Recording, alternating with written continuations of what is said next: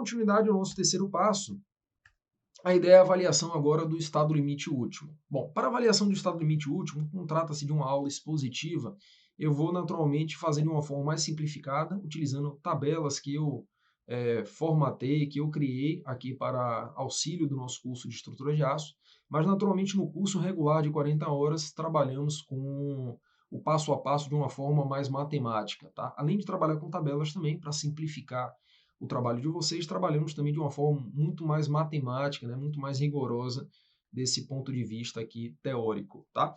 Bom, o que a gente precisa determinar para a avaliação do estado limite último? Se estamos trabalhando com flexão simples, que é o nosso fator condicionante aqui da capacidade resistente do perfil, que geralmente é condicionante da capacidade resistente do perfil, eu preciso avaliar a possibilidade de 3 mecanismos de colapso. Dentre esses mecanismos de colapso, o que a gente tem?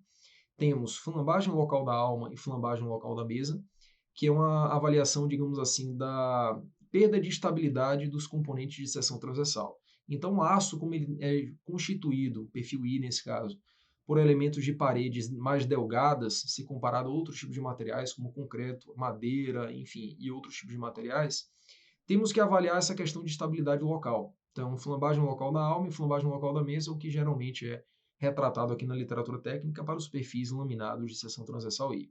Além disso, a gente tem que verificar um modo de colapso, um mecanismo de colapso global, que é dado pela flambagem lateral com torção.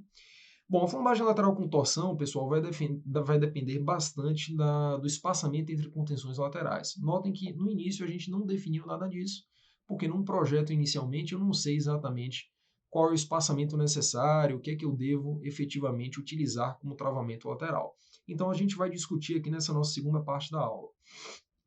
Bom, o parâmetro básico que precisa ser determinado antes de qualquer coisa, né, antes da gente avaliar os 3 mecanismos de colapso propriamente ditos, FLA, flambagem local da alma, FLM, flambagem local da mesa, e FLT, que é a flambagem lateral com torção, eu preciso saber qual é o momento fletor solicitante de cálculo.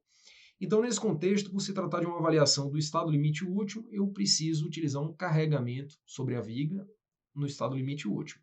Então, para uma viga biapoiada, clássica da resistência dos materiais é QL ao quadrado sobre 8, o momento fletor solicitante de cálculo.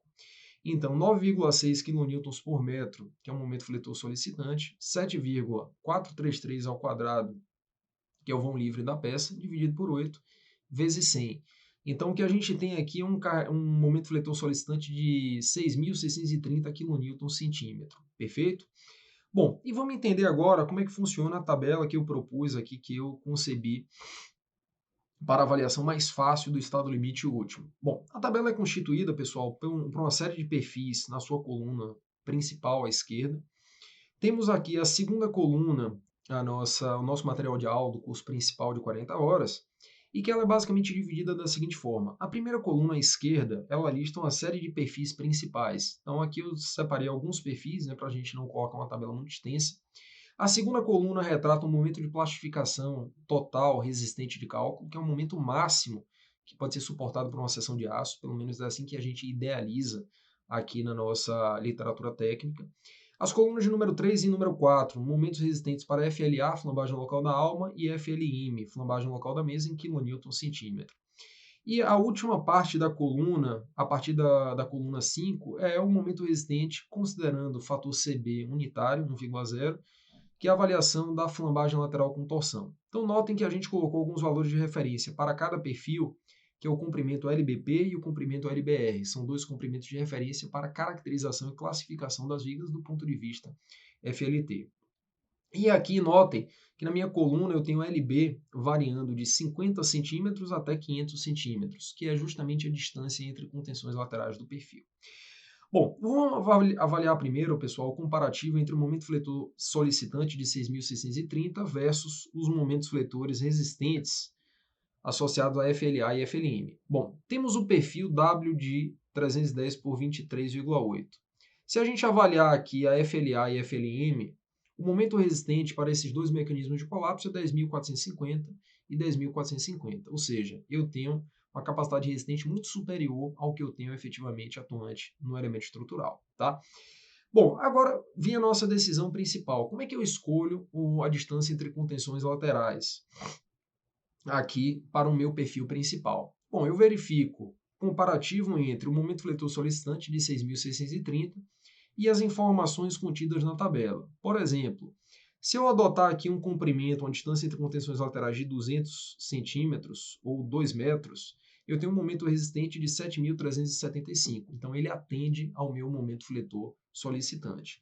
Por outro lado, se trabalharmos com uma distância entre contenções laterais de 2,5 metros, temos um momento resistente de 5.942, que ele não atende ao estado limite último, ou seja, não atende, ele é menor do que o momento fletor solicitante. Então, se a solicitação é maior do que a resistência, naturalmente eu não tenho conformidade, certo?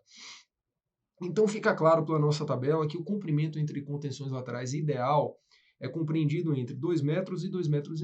Algum valor intermediário seria o nosso comprimento ideal, tá? Ou seja, um comprimento que diminui a quantidade de peças de travamentos laterais que a gente precisa adicionar na estrutura e, por outro lado, atende o nosso estado limite último, perfeito?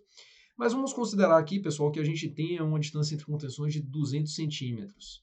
Então, com 200 centímetros, eu tenho 7.375 de momento resistente. Ou seja, dentre FLA, FLN e FLT, o meu momento resistente mínimo está associado a 7.375, ou seja, o mecanismo de colapso que vai ocorrer no meu elemento estrutural numa situação como essa, com a distância entre contenções de 2 metros, é um mecanismo de colapso de flambagem lateral com torção, perfeito?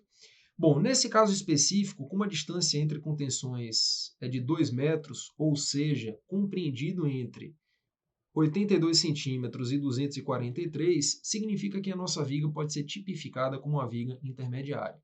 Se ela é uma viga tipificada como intermediária, o processo de esgotamento da capacidade resistente é uma flambagem inelástica, ou seja, tivemos o início da plastificação do perfil, quer dizer, o perfil atingiu nas fibras mais externas a tensão limite de escoamento, o início da plastificação, porém a gente não conseguiu alcançar a plastificação total.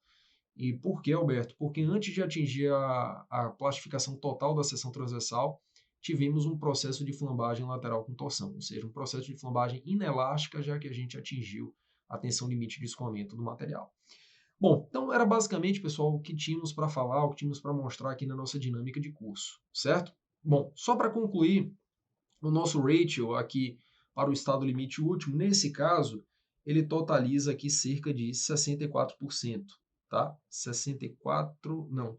Ele totaliza 7.375 dividido por 6630 elevado a menos 1.